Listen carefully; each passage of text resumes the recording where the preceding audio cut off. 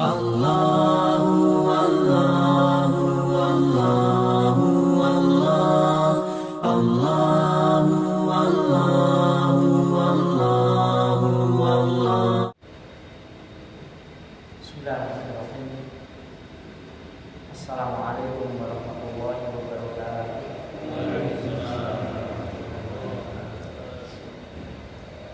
Alhamdulillah. Nasta'inu wa nastaghfiruh wa na'udzu billahi min shururi anfusina wa sayyiati a'malina. May yahdihillahu fala mudilla lahu wa may yudlil fala hadiya lahu. Wa asyhadu an la ilaha illallah wa asyhadu anna Muhammadan abduhu wa rasuluh. Allahumma shalli ala Muhammad wa ala ali Muhammad. Ya ibadallah, ittaqullaha mastata'tum wasma'u wa ati'u la'allakum turhamun. Qala Allah Ta'ala, ya ayyuhalladzina amanu taqullaha ittaqullaha haqqa tuqatih wa la tamutunna illa wa antum muslimun. Bapak, saudara-saudara sekalian, ikhwan fillah,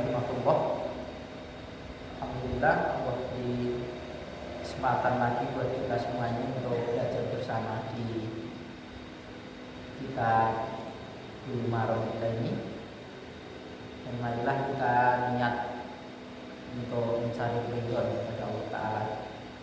Jangan sampai setiap amalan kita ini tidak diniatkan untuk mencari ridho Allah Ta'ala.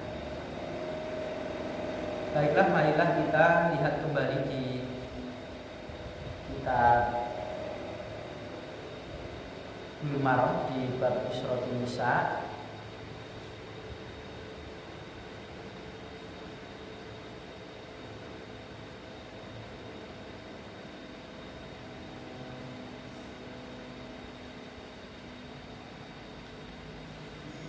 Hampir habis nih, tinggal 2 hadis. Di kitab saya nomor 1054.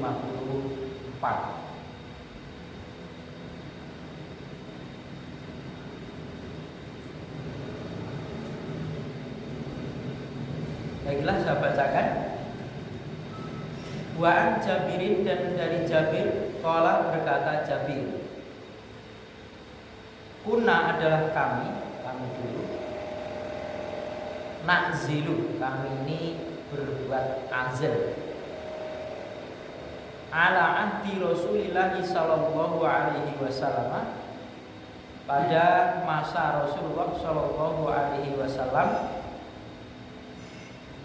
wal Qur'an, sedangkan Al-Qur'an itu yanzilu, masih turun. Walau kalaulah, karena adalah azal tadi syai'an, sesuatu, yunha yang dilarang, anhu darinya, lanahana, sungguh melarang kami, anhu darinya, dari azal tadi, Al-Qur'an. Muttafaqun alaihi, disepakati atasnya, walil muslimin, dan pada Imam Muslim, fa balagha dzalika, maka telah sampailah yang demikian itu kepada Nabi sallallahu alaihi wasallam, Nabi sallallahu alaihi wasallam, falayan hana anhu, maka tidaklah beliau Nabi melarang pada kami anhu darinya, dari azal ini. Hadis ini menjadikan satu dalil tentang bolehnya azal. Hadis ini berbeda dengan hadisnya Qudamah binti Wahbin, yang di sana itu dijelaskan tentang soal azal, bahwasanya azal di sana adalah dzalikal wa'dul khafi, itu adalah pembunuhan secara khafi, secara tersembunyi.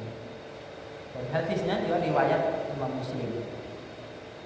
Nah, kemudian dari hadis Jabir bin Abdillah ini berbeda ya, kontradiksi dengan hadis yang seperti itu. Bagaimana cara mengijmakan hadis ini? Ya mungkin di awal-awal juga ada pelarangan semacam itu, kemudian di akhir-akhir diperbolehkan juga bisa jadi. Ya. Hadis ini pun hadis dari muttafaqun alaihi, hadis yang sahih artinya. Azal seperti yang saya terangkan di malam Sabtu ya, yang telah lalu pekan yang lalu. Azal adalah hubungan suami istri, kemudian ketika sperma akan keluar maka dicabutlah laki-laki itu menjabut dakarnya dari kemaluan istrinya, dikeluarkan di luar dengan tujuan apa? Supaya tidak terjadi hamil. Kalau di beberapa hadis yang lainnya ada juga dilakukan ketika berhubungan dengan budak miliknya. Kalau ini tidak cerita tentang budak, tapi tentang hubungan saja, tentang azalnya saja. Azal yakni membahas tentang hukum. Lah kata si Jabir, kami ini loh melakukan azal. Dulu itu kami melakukan azal di masa Rasulullah, sementara Al-Quran masih turun, artinya wahyu masih turun terus. Seandainya itu berupa larangan, pasti akan turun ayat tentang pelarangan azal.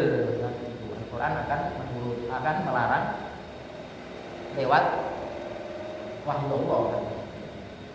Maka tidak ada.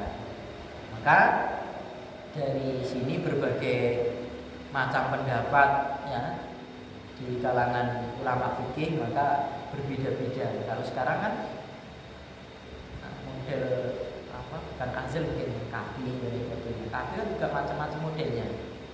Ada yang suntik, ada yang minum obat, ada yang pakai sampai tidak bisa punya keturunan seumur hidup. Bahkan ada yang kayak model susuk berbahaya. Kalau memang membahayakan bagi si ibunya ini, bagi si orang yang berkafir ini ya tentunya menjadi hukum yang menganiaya diri sendiri. Kan masih ada yang cara yang lain, kenapa dengan cara yang seperti itu. Intinya dalam hadis ini adalah azal ini diperbolehkan. Nah, mestinya kalau dengan istrinya ya sepertujuan dengan istri. Sudah saya sampaikan bahwasanya berhubungan suami istri ini tidak sepihak untuk mencari kepuasan. Ya, laki-laki yang sudah puas itu banyak belum, ya. Atau sebaliknya. Nah, sementara orang berhubungan itu adalah dua-duanya menginginkan suatu kepuasan yang ada. Ya. Kemudian hadis berikutnya, hadis yang terakhir dari bab ini, wa an Anas bin Malikin radhiyallahu anhu, anna Nabiyya sallallahu alaihi wasallam. Dan dari Anas bin Malik radhiyallahu anhu bahwasanya Nabi sallallahu alaihi wasallam karena adalah beliau itu yatufu. Beliau mentoafi, mengelilingi ala nisaihi pada istri-istrinya bi huslin wahidin dengan satu kali mandi. Akhrajahu melarangkan hadis ini ya. Walaftul muslimin dan lafaz ini milik Imam Muslim. Mengelilingi di sini adalah mengumpuli istrinya. Kan Nabi punya istri lebih dari satu, istrinya satu, dua, yang ketiga dan lainnya. Kemudian mandinya cukup sekali, yang terakhir. Artinya boleh. Atau mungkin di hari Jumat berhubungan dengan istrinya, kemudian dipakai untuk mandi ketika mau mendatangi sholat Jumat, ya boleh saja. Oh, silahkan, ini boleh saja. Nah mestinya ya yang lebih terjaga itu ya tidak menunda-nunda, mestinya kalau memang bisa, ya, bisa. Karena air banyak juga ya. Jadi diri kita ini tidak najis berlama-lama ya. Artinya kalau sini beli ya, kalau punya istri dari satu kemudian menggilir, nah, maka beli. Kalau Rasul kan 9 ya. 9. Mungkin ya. Kuat tuh Rasulullah itu, makanya dalam lebih daripada manusia biasa ini Rasulullah ya. Nabi Sulaiman itu berapa? 100 istrinya. Subhanallah itu. Nah kita saja masna wa thulatha wa ruba saja pilih 1 kan. 1. Dan mungkin dengan alasan yang lain. Kalau ini bab mandi ya, mandi ketika dia mengungguli istrinya. Baik suami maupun istri dua-duanya wajib mandi ketika setelah berhubungan. Selesailah di kitab Surat Nisa. Mungkin sebelum masuk di bab yang lain, barangkali ada yang mau disampaikan dulu.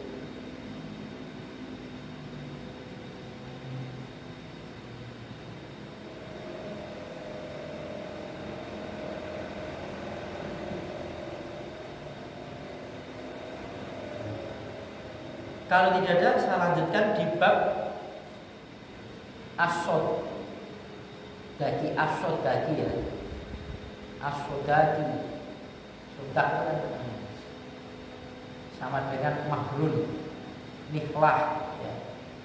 Faridoh, hibah kan banyak.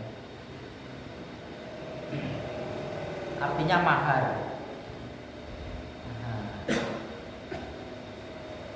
Ini bab hubungan suami istri kok terus balik ke mahar, kan babnya saja.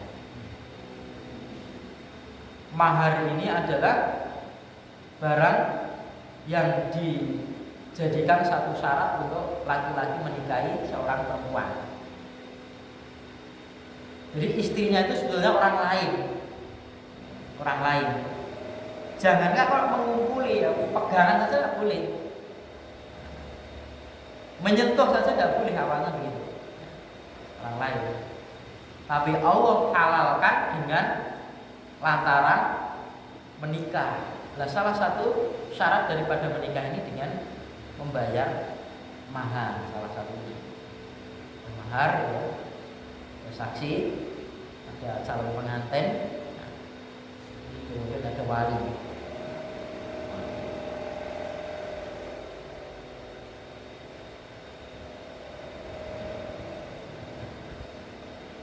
Kemudian hadis yang pertama dari bab ini, an Anasin radhiyallahu anhu, ani Nabi sallallahu alaihi wasallam, dari Nabi sallallahu alaihi wasallam, anahu, bahwasanya dia Nabi itu aktaqo, beliau memerdekakan Sofiyata Sofiyah, waja'ala, dan beliau menjadikan itqoha, kemerdekaannya Sofiyah itu sodakoha, sebagai maharnya.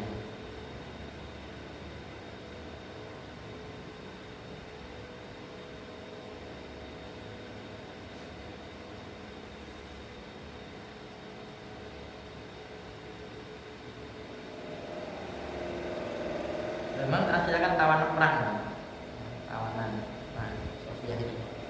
Nah, kita bahas tentang masalah mahar ini ya.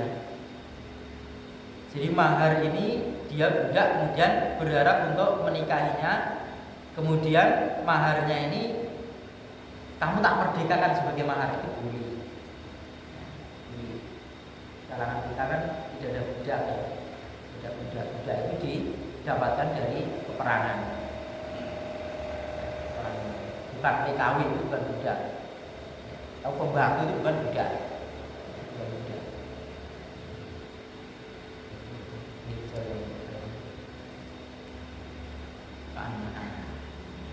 Nah kalau mahar itu ya biasanya kalau di kalangan kita itu masih enak, artinya masih mengambil barang yang termudah. Yang mudahnya artinya tidak membuat tele-tele daripada orang yang memberikan mahar atau calon suaminya. Pun nopo mriku. Dan nopo mriku nopo to? Pokoke gampil opo lah.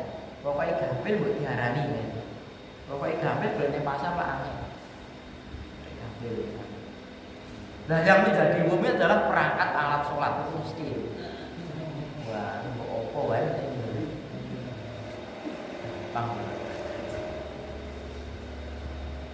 Biasanya seperti itu.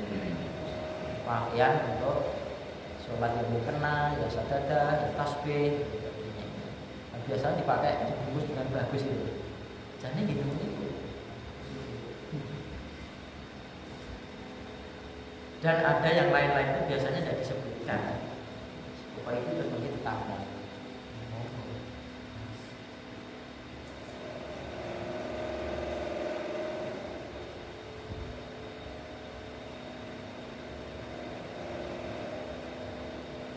Wan Abi Salamah bin Abdurrahman radhiyallahu anhu, dan dari Abi Salamah bin Abdurrahman radhiyallahu anhu anahu bahwasanya dia qala berkata, Sa'altu Aisyah radhiyallahu anha. Aku pernah bertanya kepada Aisyah radhiyallahu anha. Istri Nabi Aisyah itu. Kan berapa karena adalah sodaku Rasulillah sallallahu alaihi wasallam. Berapa maharnya Rasulullah sallallahu alaihi wasallam?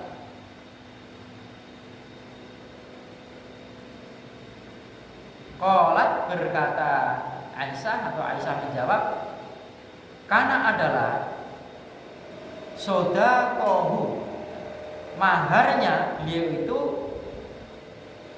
li azwaji, untuk istri-istrinya,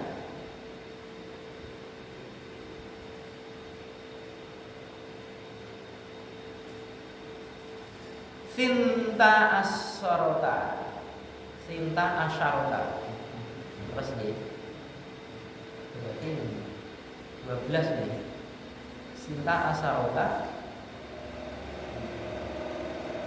12 ukiyatan, ukiyah.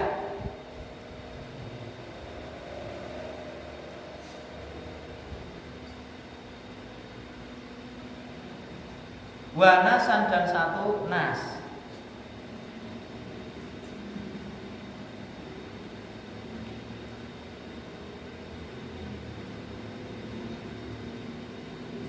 At-tadri man nasu.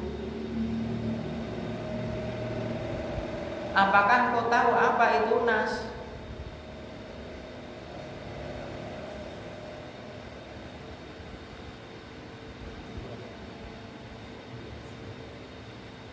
Qala berkata Abi Salamah, kultu aku berkata sih.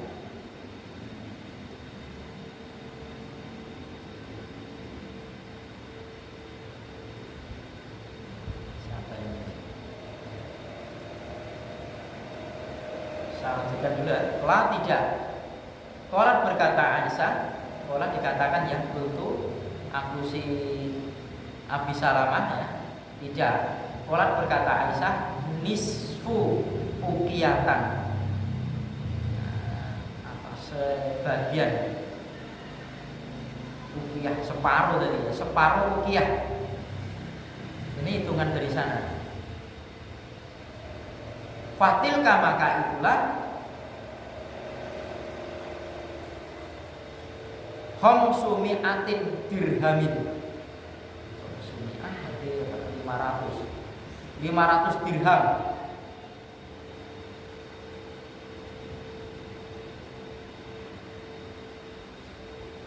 Fahada sodaku Rasulillah sallallahu alaihi wasallam li azwaji. Maka inilah ya mas kawin atau mahar Rasulullah sallallahu alaihi wasallam untuk istri-istrinya. Rawahu Muslim, diriwayatkan Imam Muslim.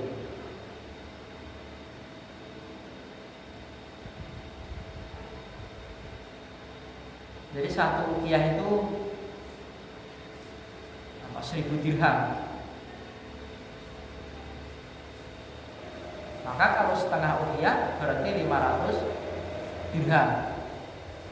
Mata uang dari dirham tadi. Perak nih.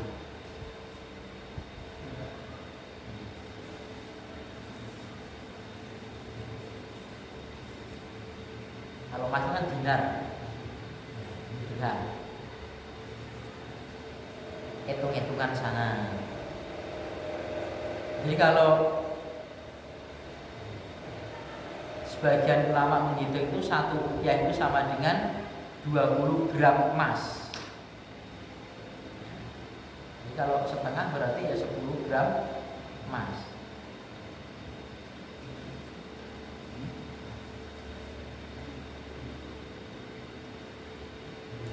Tapi ini tidak semua istri ya, masing-masing berbeda. Meskipun disebutkan dengan istri-istrinya.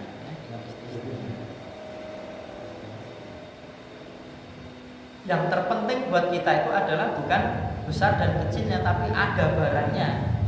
Kan sudah lewat hadis pula ya, ada seorang perempuan yang mendatangi Nabi, munggah-munggah, menginginkan supaya dirinya itu dinikahi oleh Rasulullah SAW, tapi Nabi tidak berkehendak. Ora cocok bahasanya gitu, Arab.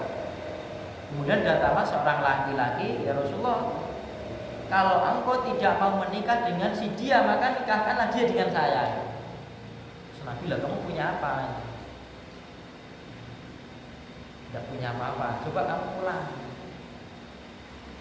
Kamu lihat barangkali ada barang yang dipakai untuk mas kawin, nanti saya nikahkan.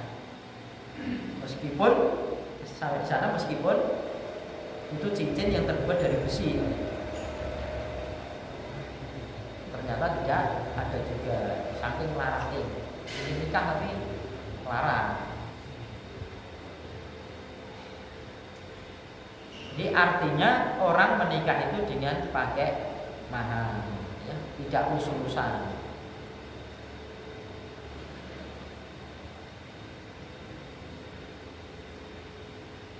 Dan ini yang disebutkan anasu tadi adalah nisfu ukiatan, sebagian atau separuh dari ukiah. Ya itu bukan rukun ya. Memang berbeda ya dengan di sana.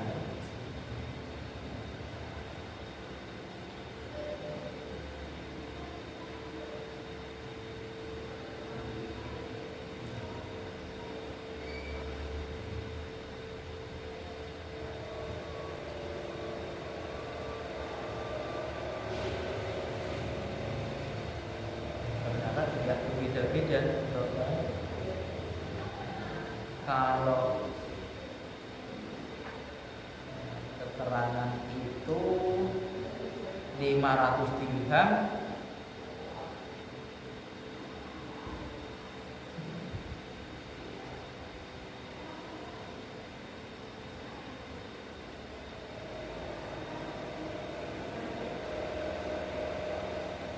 itu sama dengan 12 ukiah.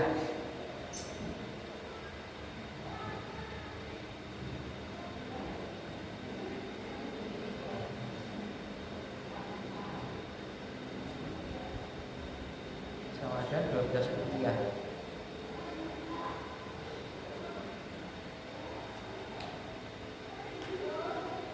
Padahal satu ukiah itu nilainya 20 gram emas. Sementara tapi banyak ya. Begitu ini hitung ini. Satu rupiah sama dengan 20 gram emas, hitungannya dengan emas.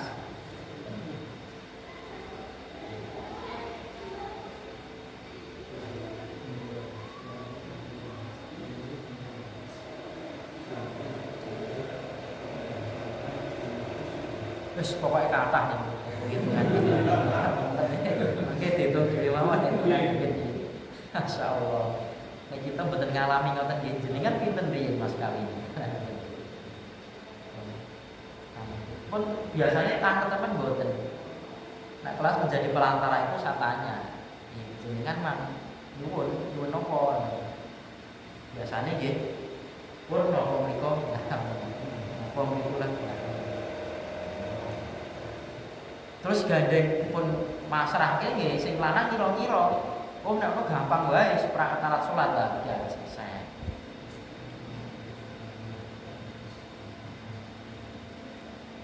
Nah, perkara yang lain-lain itu kan mungkin ya apa namanya sebagai tambahan saja. Kalau di adat kebiasaan kita itu malah ada sangu manten. Begitu dimantu terus ada sangu. Nah, ini bukan termasuk itu. Sangu itu ya kayak sumbangan. Ya. Nanti Pak RT-nya dapat, Pak RW-nya dapat, marang tarungnya dapat, biasanya sudah diamplop jadi. Pernah jago di daerah Ibaan, belum lama ya, karena ada hubungan saudara. Mantennya itu sangunya 500 juta, 500. Dan ya orangnya biasa saja. Tanya, ini bisa-bisanya itu bagaimana? Konon di sana itu memang yang saya tahu juga, bukan saya konon yang tahu juga, memang ada adat seperti itu dan besar-besar nilainya, gede-gede. Sangu manten itu istilah lagi, itu bukan mahar gitu ya.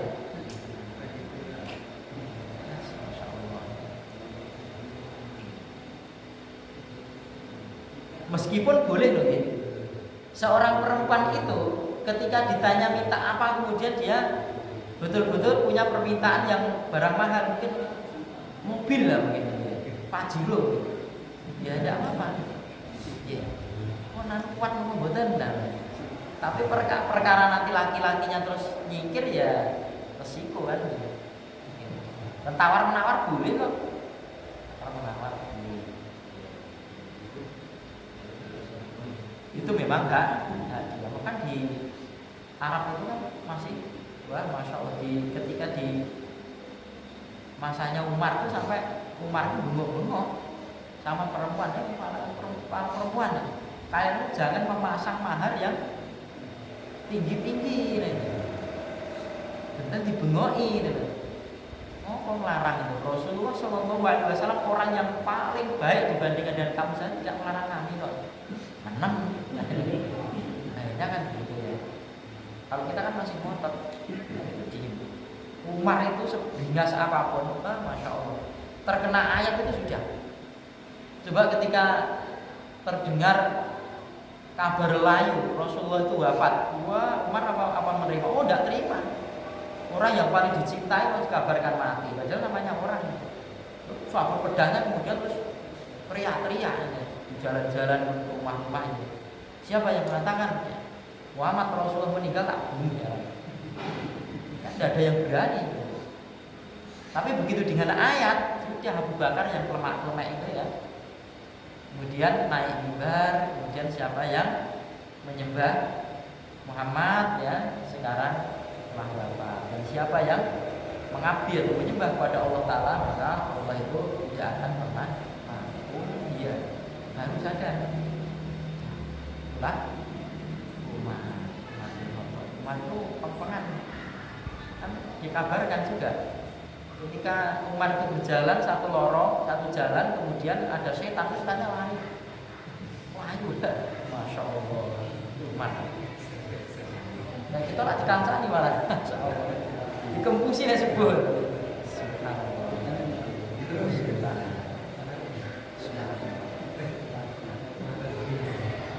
Makanya kan banyak istighfar ya.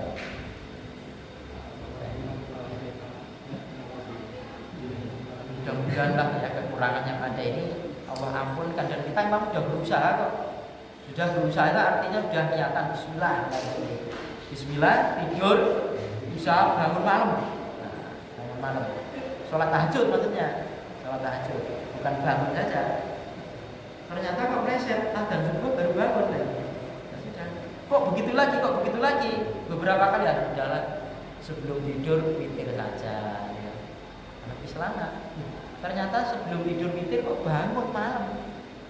Setengah 4 atau jam 3 kok bangun. Ya sudah. Sholat malam saja. Nggak usah pakai witir lagi. Karena apa? Tidak ada witir satu malam itu 2 kali, tidak apa.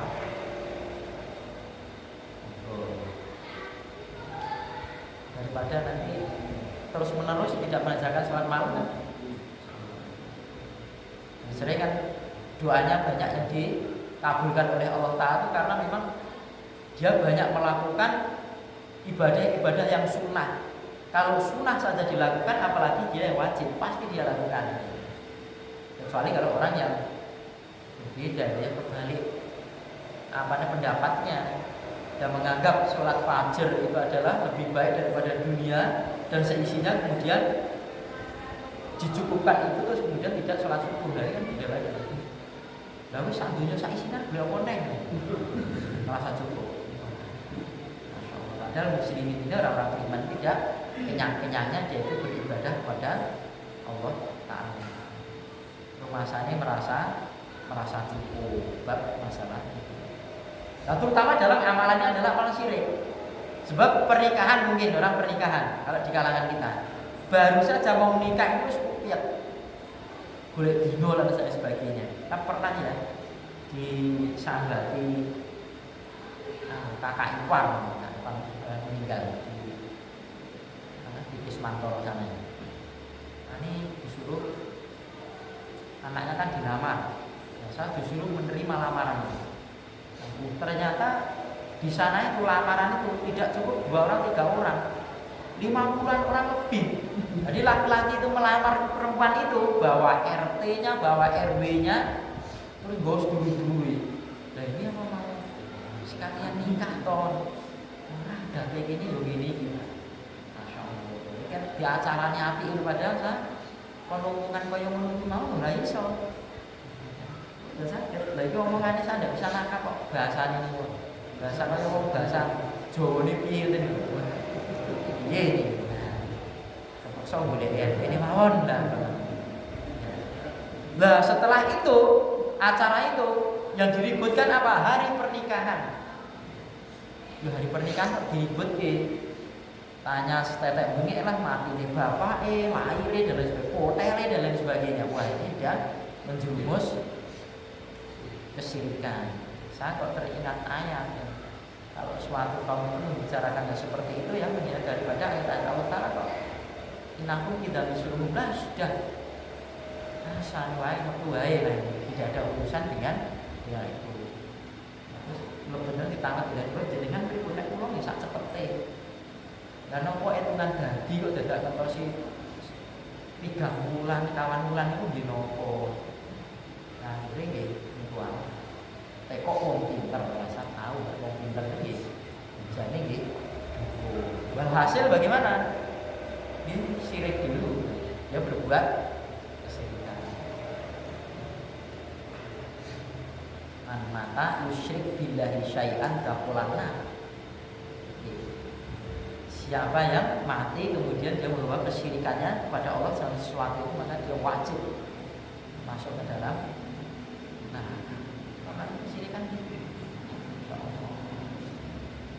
menghapuskan sampai dalam ayat itu la'in asyrokta layah batonna akmaluka.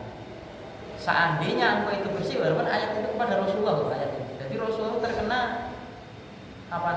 pasal yang begitu juga. Asyrokta, jika engkau itu wahai Muhammad berbuat syirik, layak batonna akmaluka, sungguh ya, yang paling bahasa Arab kan gitu. Dalam takkid kemudian nunnya yang terakhir itu di tasdid. Artinya itu kan menjadi sungguh benar-benar ya. Layak batonna, sungguh benar-benar hangus amalanmu, amaluka. Jadi amalannya itu haus ketika dia berbuat syirik, menginginkan dia itu mendapatkan satu jodoh, yang jodoh itu diajak berumah tangga. Kalau dalam ayat itu kan mawaddatan warahmah gitu. Apalagi didoakan menjadi anak yang soleh, dan dia sendiri mencontohkan berbuat menyekutukan pada Allah Ta'ala sendiri. Dan kita ini kan terlanjur jadi orang tua, sudah punya anak ini terlanjur jadi orang tua. Nanti kita harus memulai. Kalau kita tidak memulai, siapa lagi mulai? Apalagi yang mulai? Dimulailah begini loh caranya. Orang punya hajat itu begini loh caranya menikahkan anak ini. Dan nanti tidak ada orang meniru, tidak apa-apa. Kepentingan itu buat diri kita ini. Aku saku mbak ahli benar. Diri kita sendiri tidak masuk ke dalam neraka dan kepada keluarga kita. Adapun orang lain nanti di hadapan Allah Ta'ala, mereka menghadap Allah Ta'ala bertanggung jawab sendiri-sendiri di sana. Apa yang kita lakukan ketika di dunia. Nah, itu termasuk mahar seperti itu. Sampai nanti ada mahar, berarti ada pengantin. Nah, di kalangan kita, maksud saya kok sampai ke sana, wong arep mantelan wae, arep nikah wae, yaitu tadi mencari hari-hari yang mereka anggap baik. Dan terakhir di bulan Muharram ini saya melamarkan teman juga di daerah Bunda Kartosuro sana.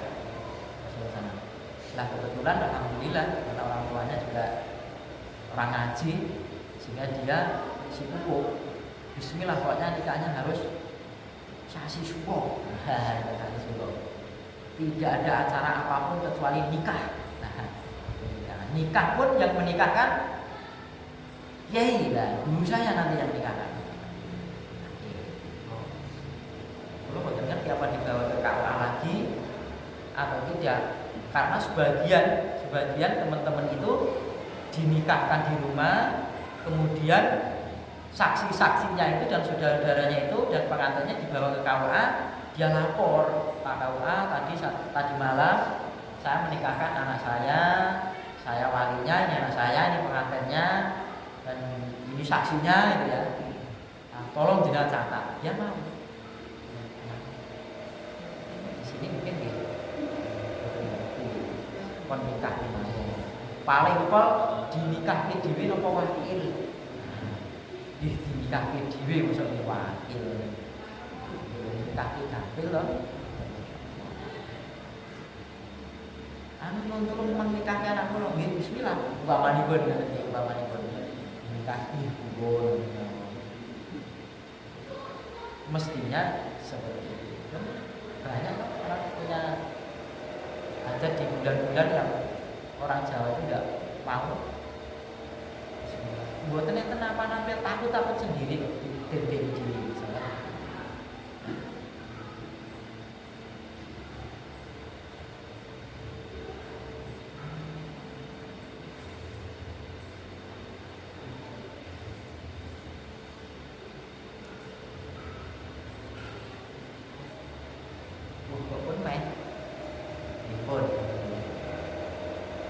Bapak sekalian, dalam kajian kita ini marilah kita berusaha semaksimal mungkin yang ada itu bukan hanya sekedar ilmu itu ngerti sebagai wawasan saja, jangan.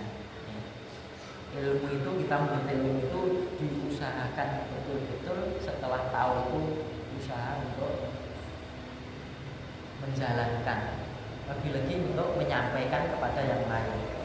Ajak-ajak, kalau kita tidak ajak-ajak nanti mereka ajak kita kan